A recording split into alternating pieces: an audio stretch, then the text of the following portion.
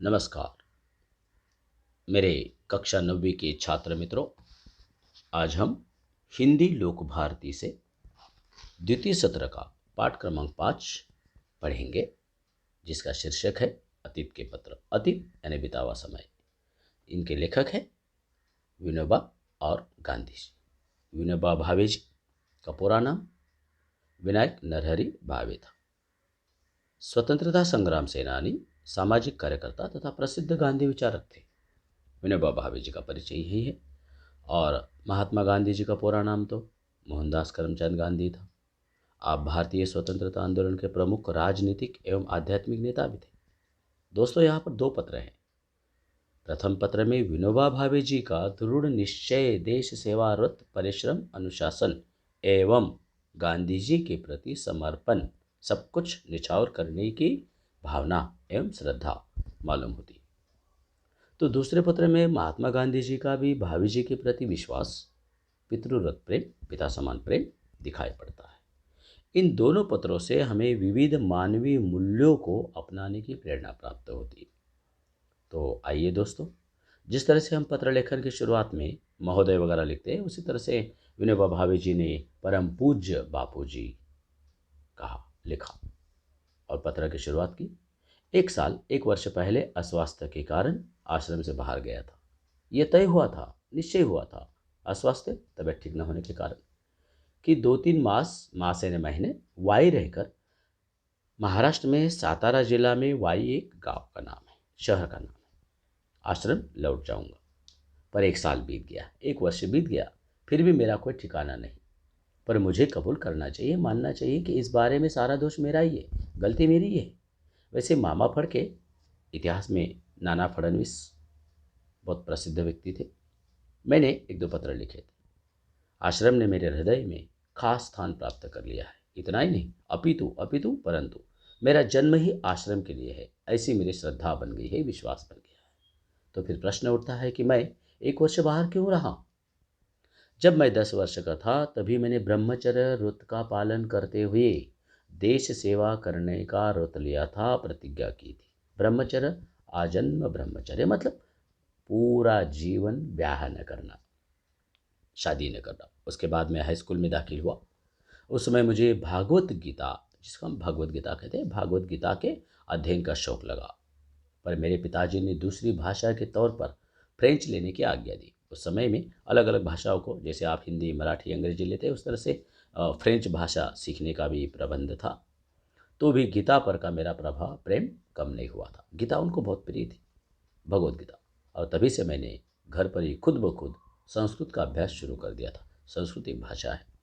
मैं आपकी आज्ञा लेकर आश्रम में दाखिल हुआ, पर उसी समय वेदांत का अभ्यास करने का अच्छा मौका था। वेद वाई में नारायण शास्त्री मराठे नामक एक आजन्म ब्रह्मचारी जन्म से ही विद्वान विद्यार्थियों को वेदांत तथा दूसरे शास्त्र सिखाने का काम करते हैं। उनके पास उपनिषदों का अध्ययन करने का लोभ मुझे हुआ। दोस्तों, उपनिषद क्या है, इसको पहले समझ लीजिए। ही हिंदू धर्म के महत्वपूर्ण धर्म ग्रंथ है। इनमें परमेश्वर, ब्रह्म, आत्मा आदि के विषय में ज्ञानपूर्वक विवरण दिया गया है। ये होता है। इस लोभ के कारण वाई में मैं ज़्यादा समय रह गया। इतने समय में मैंने क्या क्या किया ये लिखता हूँ। जिस लोभ के खातिर मैं इतने दिनों आश्रम से बाहर रहा, मेरा वो लोभ और उसका कार्य नीचे लिखे अनुसार है। स्वास्थ्य सुधार के निमित्त, स्वास्थ्य अच्छा रहने के लिए, सेहत अच्छी रखने के लिए, तो मैंने 10-12 मील घूमना हर दिन, जिसको आप वॉकिंग करते हैं मॉर्निंग इवनिंग, इस तरह से 10-12 मील घूमना शुरू किया। बाद में 6 से 8 सेर अनाज पीसना चालू किया। पहले चक्की पे आटा पिसा करते थे, अनाज पिसा करते थे। आज 300 सूर्य नमस्कार और घूमना, सूर्य नमस्कार करना, जी हाँ, ये मेरा व्यायाम है। इससे मेरा स्वास्थ्य ठीक हो गया। आहार के विषय में, खान पान के बारे में, पहले 6 महीने तक तो नमक खाया, बाद में उसे भी छोड़ दिया, नमक को छोड़ दिया। मसाले वगैरह बिल्कुल नहीं खाए और आजन्म, पूरा जन्म नमक और मसाले न खाने का निश्चय किया, व्रत लिया। दूध शुरू किया। बहुत प्रयोग करने के बाद ये सिद्ध हुआ कि दूध बिना बराबर चल नहीं सकता। फिर भी अगर उसे छोड़ा जा सकता तो छोड़ देने की मेरी इच्छा है दूध को भी। 1 महीना केले, दूध और नींबू पर बिताया। इससे ताकत कम हुई। अब जानते हैं कि नींबू से ताकत थोड़ी सी कम होती है।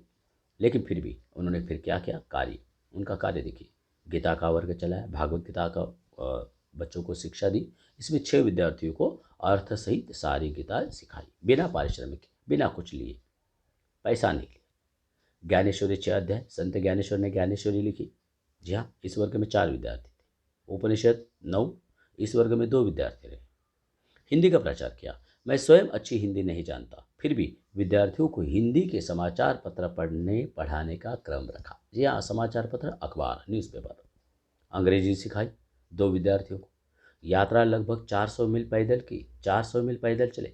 राजगढ़, सिंहगढ़, तोरणगढ़ आदि इतिहास प्रसिद्ध किले भी देखे उन्होंने, फोर्ट देखे। प्रवास करते समय गीताजी पर प्रवचन करने का क्रम भी रखा था। जी हाँ, प्रवचन देते थे लोगों को, भागवत गीता में जो कुछ अच्छी बात है वो सिखाई। आज तक ऐसे कोई 50 प्रवचन किए। अब यहाँ से आश्रम आते हुए पहले पैदल पैदल जाएंगे, मुंबई जाऊंगा और वहाँ से रेल से आश्रम पहुँचूंगा। मेरे साथ 25 वर्ष का एक विद्यार्थी प्रवास कर रहा है। मुझसे गीता सीखने का उसका विचार है। मैं अधिक से अधिक चैत्र शुक्ल 1 को आश्रम पहुँचूंगा। चैत्र मराठी महीने का नाम है।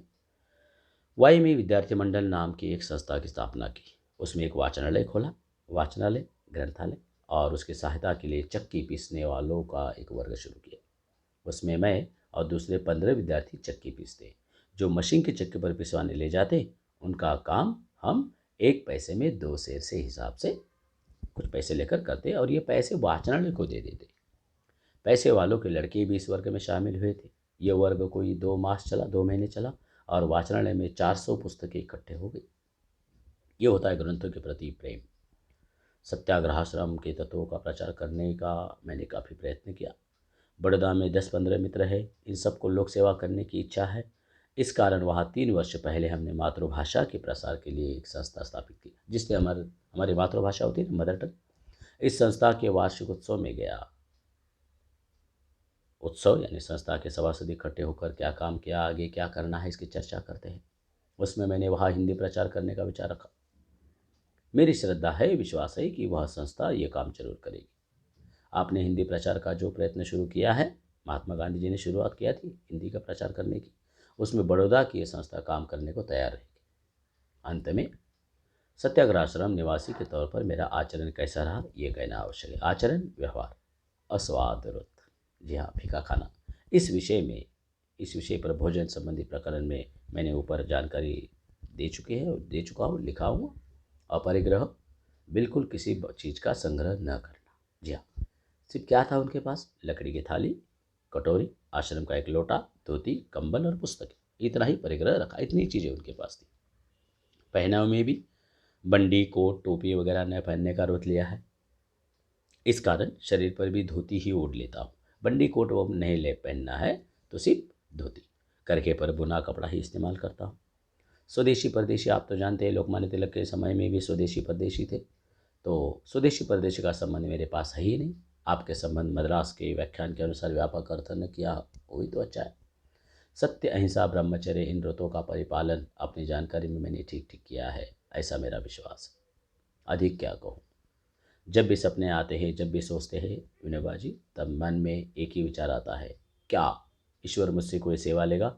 मैं पूर्ण श्रद्धा से इतना कह सकता हूँ कि आश्रम के नियमों के अनुसार एक को छोड़कर, और वो क्या था, खान पान के बारे में बाद में बताएगा जाएगा, मैं अपना आचरण रखता रहूँ। यानी मैं आश्रम का ही हूँ। आश्रम ही मेरा साध्य है। जिस एक बात की कमी, जी हाँ, उन्होंने कहा ना, एक को छोड़कर, मैंने उल्लेख किया है, वो है अपना भोजन, यानी भाकरी। भाकरी यानी ज्वारी बाजरे की रोटी महाराष्ट्र में बनाई जाती है। जी हाँ, वो स्वयं बनाना चाहते थे। मैंने इसका भी प्रयत्न किया, उन्होंने उन्होंने कोशिश की, पर प्रवास में ये संभव न हो सका। सत्याग्रह का ये दूसरा कोई, शायद रेल संबंधी सत्याग्रह शुरू करने का सवाल पैदा होता हो तो मैं तुरंत ही पहुंच जाऊंगा। इधर आश्रम में क्या फेरफार हुए हैं, क्या बदलाव हुए हैं, तथा कितने विद्यार्थी हैं, राष्ट्रीय शिक्षा की योजना क्या है, तथा मुझे अपने आहार में क्या परिवर्तन करना चाहिए, ये जानने की मेरी प्रबल इच्छा है, बहुत इच्छा है। आप स्वयं मुझे पत्र लिखें, ऐसा विनोबा जी का आपको पितृतुल्य समझने वाले आपके पुत्र का आग्रह है। मैं 2-4 दिन में ही यह गांव छोड़ दूंगा। और फिर कहा, विनोबा के प्रणाम। दोस्तों, यहाँ पर विनोबा जी का पत्र समाप्त होता है। दूसरा पत्र महात्मा गांधी जी का है, विनोबा जी के नाम, उसको हम जरूर पढ़ेंगे।